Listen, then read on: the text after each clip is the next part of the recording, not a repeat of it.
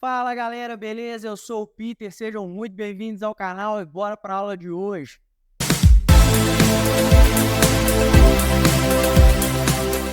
Na aula de hoje nós vamos falar sobre circuitos em paralelo. Vamos abordar as características elétricas de um circuito conectado em paralelo. Para falar sobre o circuito em paralelo, nós vamos identificar primeiramente as configurações de um circuito paralelo.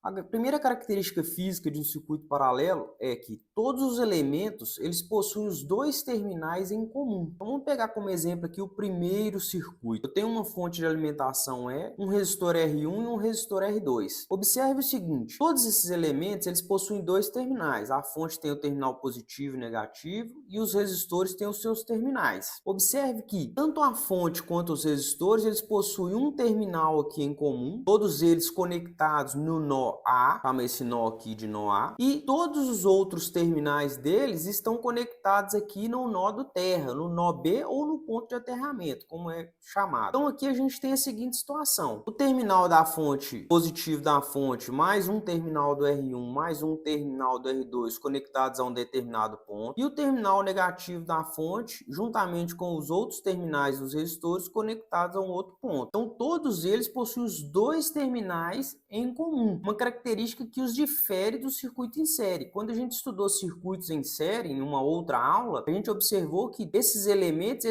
eles deveriam apresentar apenas um terminal em comum. Aqui no circuito em paralelo, os dois terminais têm que estar em comum. Aqui eu tenho um outro exemplo, difere um pouquinho o desenho. Eu tenho aqui uma fonte de tensão E, resistência R1, resistência R2. Observe aqui também que eu tenho um nó A e aqui eu tenho o nó de referência. Observem que esse nó aqui é o mesmo nó, eu tenho um condutor conectando eles aqui. Quando eu tenho apenas um condutor, todo esse elemento aqui, toda essa parte do circuito, ela é apenas um ponto. Assim como essa parte superior aqui, também ela configura apenas um ponto. Por que apenas um ponto? Tensão elétrica é diferença de potencial. Se eu tenho aqui todo mundo conectado no mesmo ponto, eu vou ter o mesmo potencial elétrico aqui em qualquer lugar. Então, uma característica interessante do circuito paralelo, né, nós vamos falar logo adiante, que todos os elementos de um circuito paralelo, eles recebem a mesma tensão elétrica, pois estão conectados sempre no mesmo ponto. No caso aqui, R1, R2 e a fonte estão conectados no ponto A, e R1, R2 e a fonte E conectada no ponto de aterramento. Observem que a corrente elétrica ela vai sair aqui dessa fonte de alimentação, ela vai ir para o terminal do resistor 1 para o terminal do resistor 2. Ela vai juntar aqui novamente no ponto de aterramento e ir para o terra, ponto negativo da fonte. Esses resistores também estão em paralelo com a fonte. Observe que esse terceiro circuito já é um circuito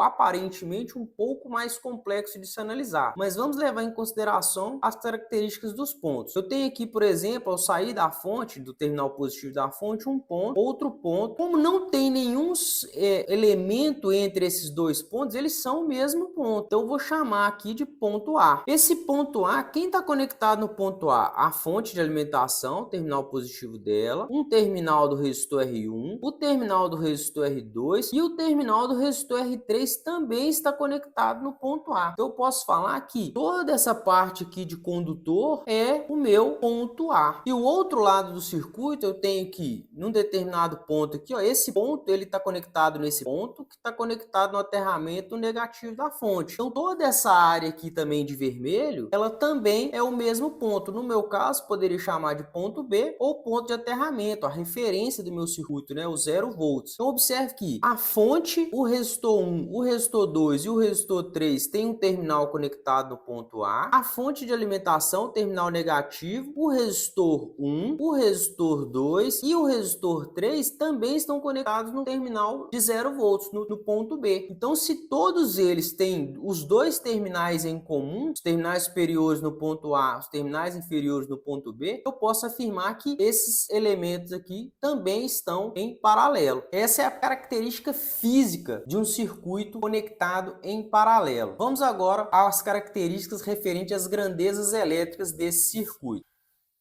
Eu tenho aqui que a primeira característica a se analisar num circuito em paralelo é a seguinte: a tensão elétrica é a mesma em todos os elementos do circuito. Se eu observar aqui, eu tenho a fonte de alimentação, resistor 1, resistor 2. Como o resistor 1 e o resistor 2, ambos estão conectados na parte superior à minha fonte, ao meu ponto A, meu nó A, esse nó A ele tem o potencial positivo da fonte. E aqui, na parte inferior, eu tenho o resistor 2, o resistor 1 e o terminal negativo da fonte conectado aqui ao meu ponto B, que é, na verdade, o meu ponto de referência, o meu ponto de aterramento conectado aqui ao negativo da fonte. Se ambos estão conectados no mesmo lugar, eu posso afirmar que a tensão elétrica da minha fonte, ela também está sendo aplicada no meu resistor 1 e também está sendo aplicada no meu resistor 2, porque tensão elétrica é a diferença de potencial entre dois pontos. E todos os três elementos estão conectados na mesma diferença de potencial, nos mesmos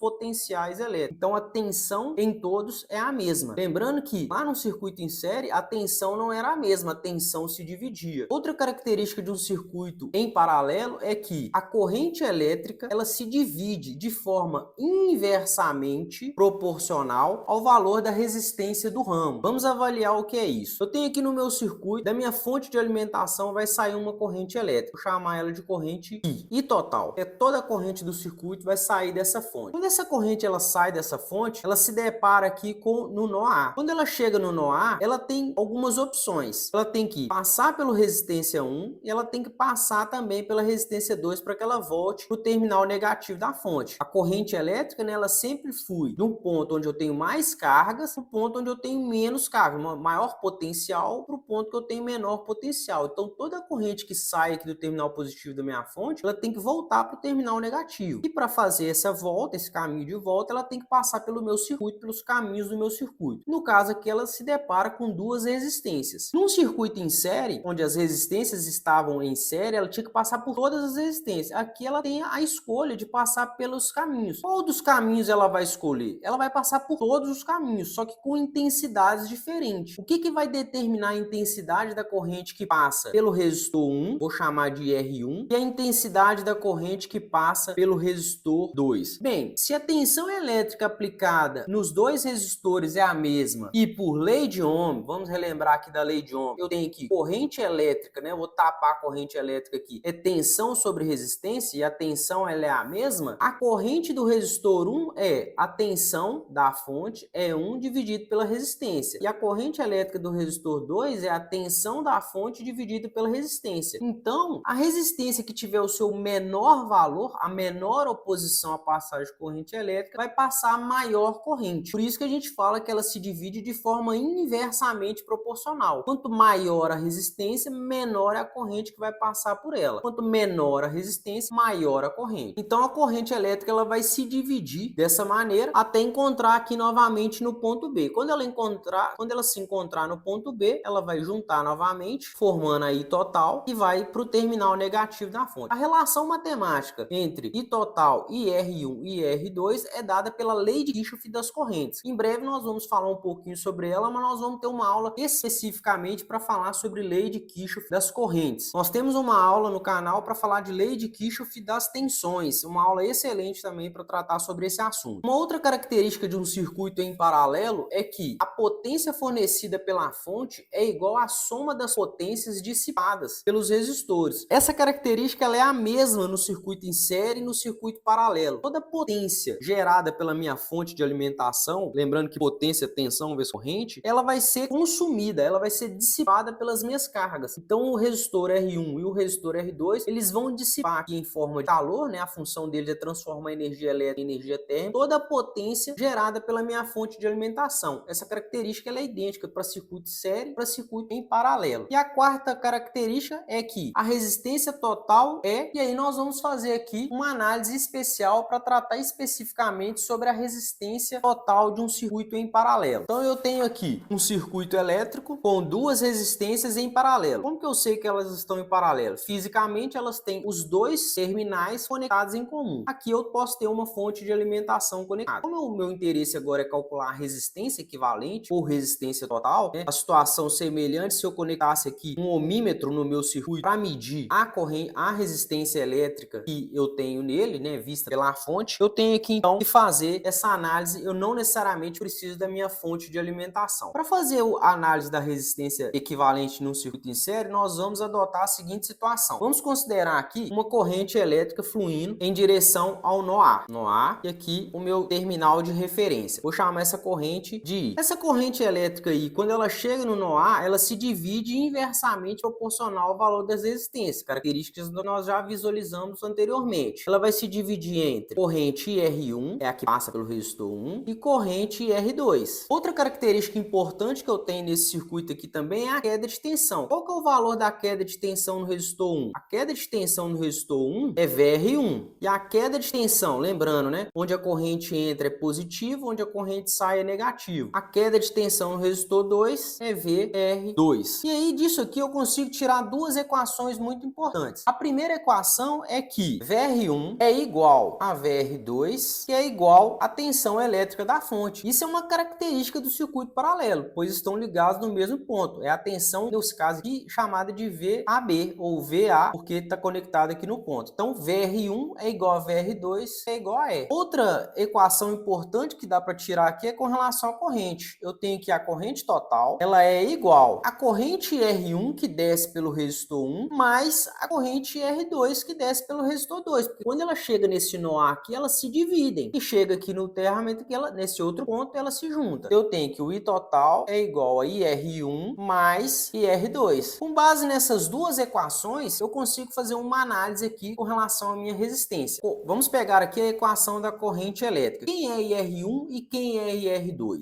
IR1 nada mais é do que a tensão sobre o resistor R1 dividido pela resistência R1. De onde que eu tirei essa informação? Lei de Ohm. A lei de Ohm fala que corrente elétrica é igual a tensão dividido pela resistência. Então, a corrente elétrica do resistor 1 é a tensão elétrica que tem sobre o resistor 1, VR1, sobre a resistência R1. E também tem aqui a corrente elétrica que passa pelo resistor R2 é igual à tensão do resistor R2, VR2, sobre a resistência R2. Só que eu tenho uma informação aqui muito importante. VR1 e VR2, eles são iguais aqui no circuito em paralelo. Eles são iguais à tensão da fonte. Então, VR1, VR2 e a tensão da fonte são iguais. Então, eu vou substituir VR1 e VR2 pela letra E. Então, eu tenho que IR1 é igual à tensão da fonte sobre R1 e IR2, a tensão da fonte é sobre R2, a resistência R2. Então, eu tenho aqui duas equações, uma para a corrente R1 e uma para a corrente R2.